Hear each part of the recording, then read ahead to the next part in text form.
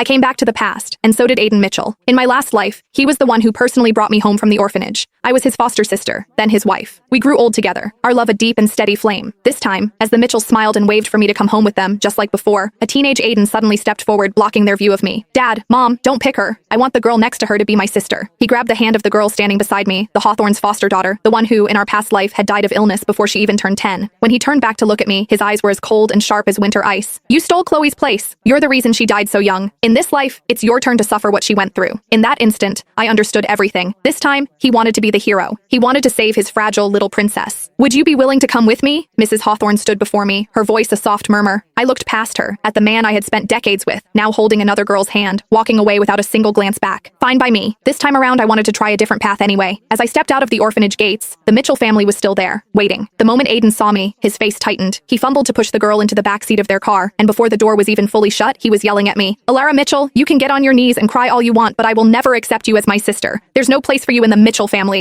A thief like you belongs in that house of horrors with the Hawthornes. He punctuated his words with a harsh shove that sent me stumbling. The car door slammed shut with a deafening bang. I lost my footing, swaying for a moment before catching my balance. But by then, their cars had already roared off into the distance. The exhaust fumes churned up a cloud of grit and dust that swirled into my face, stinging my eyes until I couldn't keep them open. Just then, a sleek, jet-black Maybach glided to a silent stop in front of me. The tinted window lowered, revealing Mrs. Hawthorne's face, a mask of sculpted ice. You want to go to the Mitchells? I shook my head, my voice barely a whisper. The Hawthornes are just fine. She paused, her gaze flicking over me. What's your name? Alara, I said softly. Not anymore, she stated, her words clipped and final. You are Alara Hawthorne. She didn't need to say more. I understood. I quickly opened the car door, slid inside, and said with perfect composure, Yes, mother. A flicker of something, surprise perhaps, crossed Mrs. Hawthorne's brow, but she said nothing, simply leaning back against the leather seat and closing her eyes. I took the cue and remained silent. The car purred through a lavish, gated community before stopping at the Hawthorne estate. I followed her inside, watching as she set down her purse. She glanced up the grand staircase, speaking as if to the air, or perhaps introducing someone I couldn't see. Charlotte, this is your new sister, Alara Hawthorne. I froze, my gaze instinctively shooting upward. Leaning against the railing of the second-floor gallery was a boy. He was even more handsome than Aiden, his features so clean and defined they seemed almost unreal, yet imbued with a chilling remoteness. I had no idea how long he'd been standing there, watching in complete silence. My stomach dropped. So this was Charlotte Hawthorne? He was nothing like I remembered. In my past life, he'd been sent abroad shortly after I was taken in by the Mitchells. I didn't see him again for many years. By then, he was the head of the Hawthorne Empire, his face a roadmap of scars, his presence terrifying. He was ruthless in business and frightening in appearance. Behind his back, the elite circles called him the Hawthorne Reaper. I forced a smile and called out softly, Hello, brother, but it was as if he hadn't heard me. He remained motionless, his eyes as cold and empty as still water.